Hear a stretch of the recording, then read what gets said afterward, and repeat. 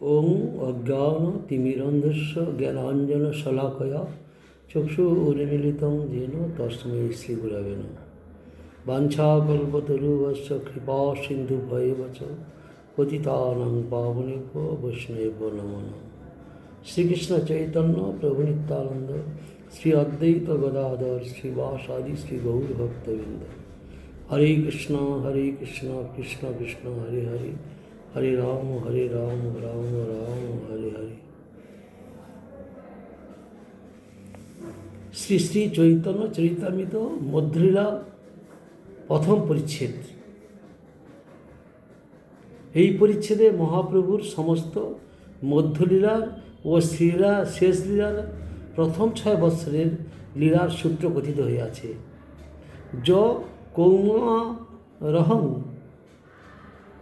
কৌমারহ শ্লোক পাঠ করিয়া মহাপ্রভু যে ভাব প্রকাশ করেন তাহা শ্রী রূপ গোস্বামী অয়ং কৃষ্ণ শ্লোকে স্পষ্টীকৃত হওয়ায় মহাপ্রভু রূপের প্রতি বিশেষ কৃপা করেন। এই পরিচ্ছেদের রূপ সনাতন জীব গোস্বামীর বিরচিত গ্রন্থ সকলের উল্লেখ আছে। মহাপ্রভু রামকেলি গ্রামে রূপ সনাতনকে দয়া করেন। যস্য প্রসাদাগোপি যস্য যদ্য সদ্য সর্বজ্ঞতাং ব্রজেত স শ্রী চৈতন্য দেব মে ভগবান সংপ্রসীদতু।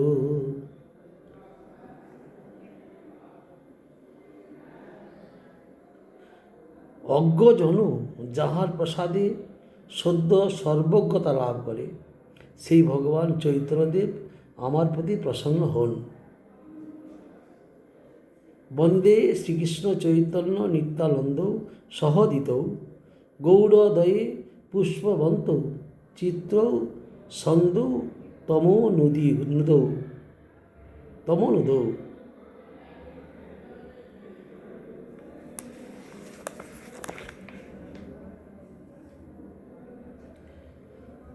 উদয়াচল রূপ গৌড়দেশে যুগপৎ দিবাকর নিশাকর স্বরূপ আশ্চর্য রূপে উদিত মঙ্গলদাতা জীবের অন্ধকার নাশী শ্রীকৃষ্ণ চৈতন্য নিত্যানন্দকে আমি বন্দনা করি।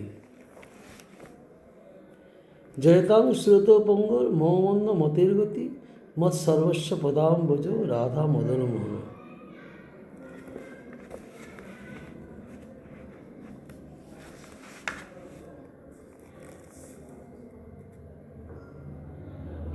আমি পঙ্গু এবং মন্দমতি, যাহারা আমার একমাত্র গতি, যাহাদের পাদপদ্ম আমার সর্বস্বধন, সেই পরম কৃপালু শ্রী শ্রী রাধা মদনমোহন জয়যুক্ত হন।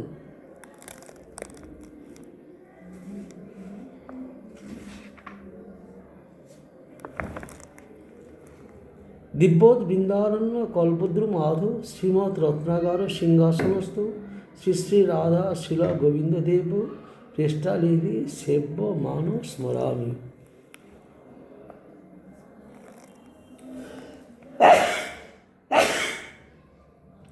জ্যোতির্ময় শোভাবিশিষ্ট বৃন্দাবনের কল্পবৃক্ষতলে রত্ন মন্দিরস্থ সিংহাসনের উপরে অবস্থিত শ্রী শ্রী রাধা গোবিন্দকে প্রিয় সখীগণ সেবা করিতেছেন। আমি তাহাদিগকে স্মরণ করি।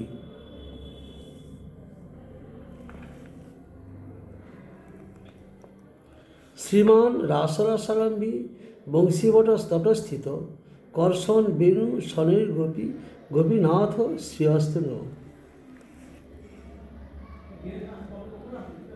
রাস রস প্রবর্তক বংশীবট তটস্থিত শ্রীমৎ গোপীনাথ বেণুধ্বনি দ্বারা কপিগণকে আকর্ষণ করিতেছেন। তিনি আমাদের মঙ্গল বিধান করুন।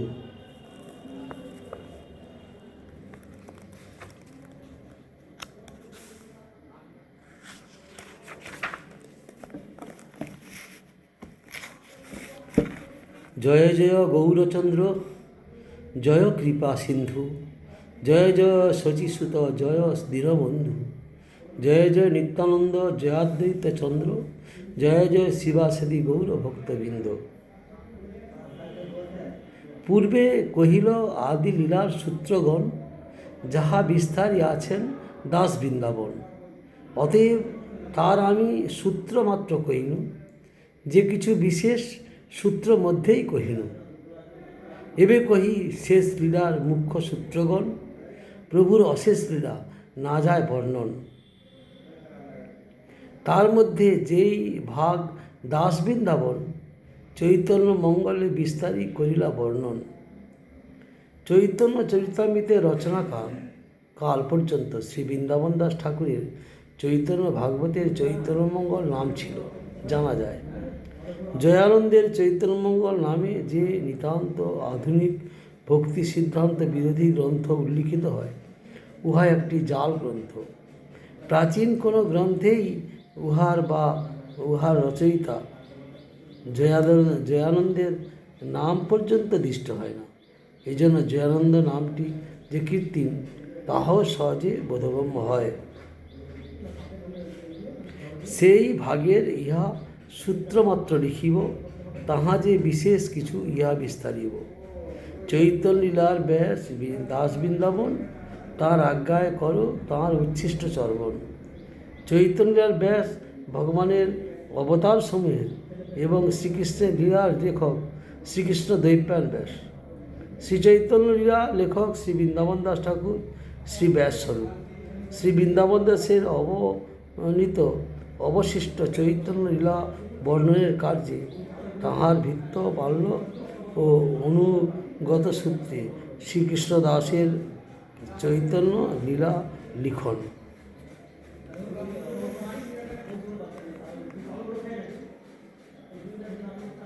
ভক্তি করি শিরে ধরি তাহার চরণ, শেষ লীলার সূত্র এবে করিয়ে বর্ণন।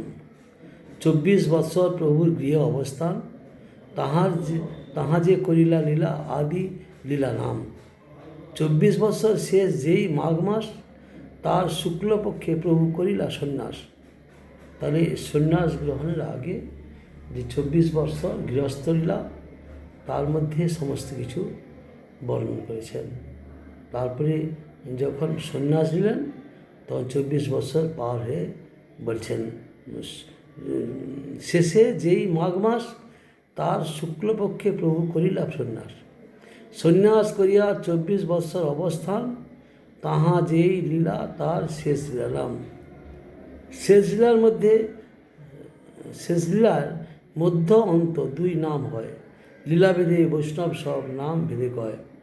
তাহলে প্রথম আদ্য লীলাটা 24 বছর পর্যন্ত, তারপরে শেষে বাকি অন্তলীলা শেষ লীলাটা দুটো ভাগে ভাগ করা আছে, মধ্য অন্ত। তার মধ্যে 6 বৎসর গমনাগমন, নীলাচল গৌড় সেতুবন্ধ বৃন্দাবন। 6 বৎসর বিভিন্ন জায়গায় গমনাগমন করেছেন মহাপ্রভু। তার মধ্যে তাহা যেই লীলা তার মধ্যলীলা নাম, তার পাছে লীলা অন্তলীলা অভিধান। আদিলীলা মধ্যলীলা অন্তলীলা, এবে মধ্যলীলা কিছু করিয়ে বিস্তার। তাহলে আদিলীলাটা বিস্তার করা হয়েছে, এবার মধ্য অন্তলীলার মধ্যে মধ্যলীলাটা এবার জানাচ্ছেন। 18 বর্ষ কেবল নীলাচলে স্থিতি, আপনি আচরি জীবে শিখাইল ভক্তি।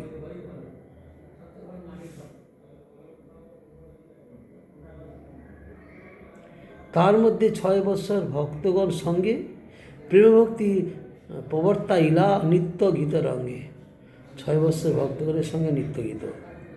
নিত্যানন্দ গোসাইরে পাঠাইল গৌড় দেশে, তেহ গৌড়দেশ ভাসাইল প্রেমরসে।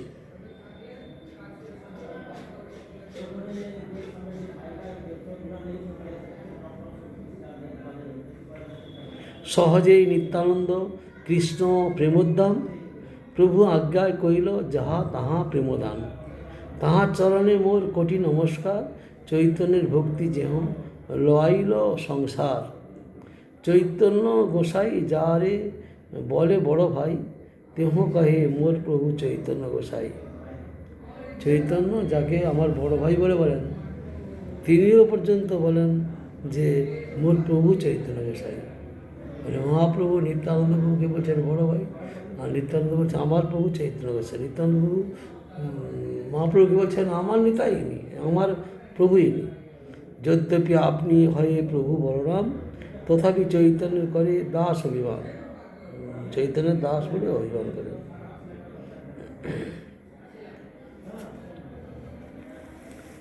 চৈতন্য সেব চৈতন্য গাও, লও চৈতন্য নাম, চৈতন্য যে ভক্তি করে সেই মোর প্রাণ। এই মতো লোকে চৈতন্য ভক্তি লওয়াইল, দিনহীন নিন্দক সবারে নিস্তারিল।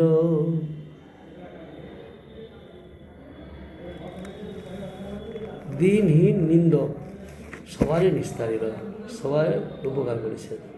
ভক্তি প্রচারিয়া সর্বতীর্থ প্রকাশিল, মদন গোপাল গোবিন্দের সেবা প্রচারিল। নানা শাস্ত্র, তাহলে বলছেন এখানে কি যে সেবা করলেন কার? মদন গোপাল গোবিন্দ ভগবানের সেবা শুরু করে দিলেন। অপ্রাকৃত সেবামুখেই ভক্তি প্রচারিত হয় এবং তদ্বারাই তীর্থস্বরূপ প্রকাশিত হয়। কৃত্রিম বাউলিয়া চরিত্রহীনতার মুখে ইন্দ্রিয় তর্পণ উদ্দেশ্যে যে নিশ্চিন্ত বসবাস বুদ্ধি চেষ্টা, তাহাতে বৈকুণ্ঠ তীর্থ প্রকাশিত হয় না, উহা মায়ার ক্রীড়া মাত্র।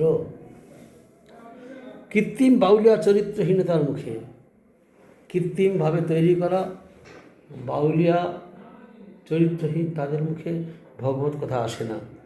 ইন্দ্রিয় তর্পণ উদ্দেশ্যে যে নিশ্চিত বসবাস বুদ্ধি, আমার ইন্দ্রিয় তর্পণের জন্য যাকে চেষ্টা, সেগুলো তাহাতে বৈকুণ্ঠ তীর্থ প্রকাশিত হয় না। অপ্রাকৃত জগৎ কেন বলছেন? প্রাকৃত ইন্দ্রিয় দিয়ে অপ্রাকৃত তত্ত্ব জানা যায় না। এই আউল বাউল সমস্ত অপসম্প্রদায়। তারপরে বলছেন কি যে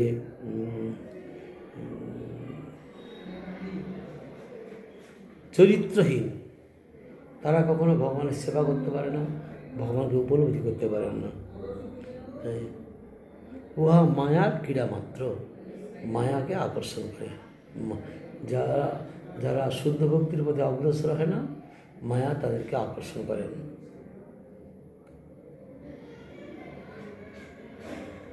নানা শাস্ত্র আনি কইলা ভক্তিগ্রন্থ সার, মূঢ় অধম জনেরে তেহ করিলা নিস্তার।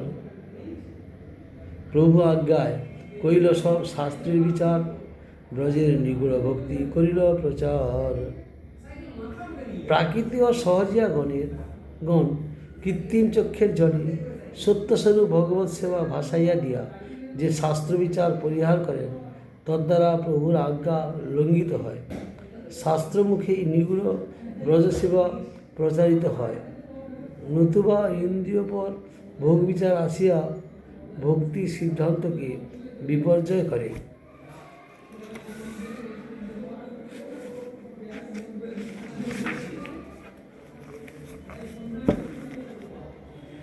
হরিভক্তি বিলাস আর ভাগবতামৃত, দশম টিপ্পণী আর দশম চরিত, এইসব গ্রন্থ কইল গোসাই সনাতন, রূপ গোসাই কইল যত কে করু বরণ। সব অনেক গ্রন্থ রচনা করেছে। ভক্তি রত্নাকরে প্রথম তরঙ্গে। আচ্ছা, এইসব গ্রন্থ কইল গোসাই সনাতন, রূপ গোসাই কইল যত কে করিগণ, প্রধান প্রধান কিছু করিয়ে গণন। গ্রন্থ লক্ষ্য গ্রন্থে কইল ব্রজ বিলাস বর্ণন, রসামৃত সিন্ধু আর বিদগ্ধ মাধব, উজ্জ্বল নীলমণি আর ললিত মাধব, দান কেলি কৌমুদী আর বহু স্তবাবলী, অষ্টাদশ লীলাচ্ছন্ন আর পদ্মাবলী, গোবিন্দ বিরুদাবলী তাহার লক্ষণ, মথুরা মাহাত্ম আর নাটক বর্ণন, লঘু ভাগবতামৃতাদি কে করি গণন, সর্বত্র করিল ব্রজবিলাস বর্ণন। তাঁর ভাতুষপুত্র নাম শ্রীজীব গোসাই, যত ভক্তিগ্রন্থ কইল তার অন্ত নাই। ভাগবত সন্দর্ভ নাম গ্রন্থ বিস্তার ভক্তি সিদ্ধান্ত তাদের লিখিয়াছেন সার। গোপাল চম্পু নামে গ্রন্থ মহাসুর নিত্যলীলা স্থাপন যারে ব্রজ রসপুর। এই মতো নানা গ্রন্থ করিয়া প্রকাশ গোষ্ঠী সহিতে করিলা বৃন্দাবনে বাস। এরূপভাবে নানা গ্রন্থ প্রকাশ করেছেন।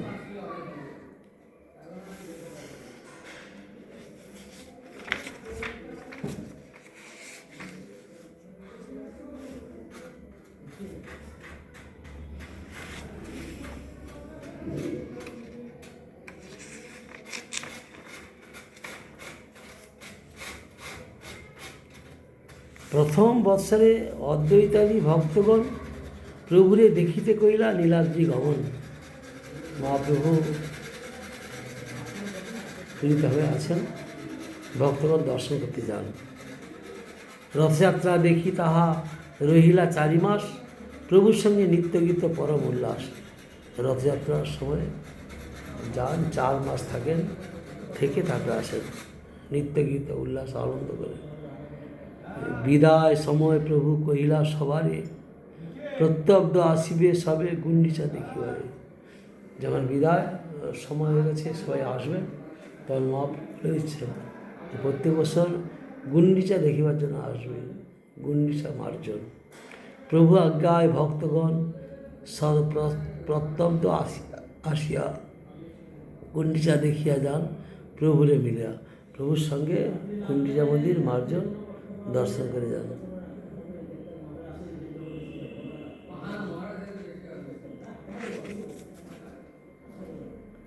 দ্বাদশ বৎসর হইছে কইল গতাগতি, অন্য অন্যে দুহার বিনা নাহি স্থিতি। তার শেষ যেই রহে দ্বাদশ বৎসর, কৃষ্ণের বিরহ লীলা প্রভুর অন্তর। নিরন্তর রাত্রিদিন বিরহ উন্মাদে, হাসে কান্দে নাচে গায়ে পরম বিষাদে।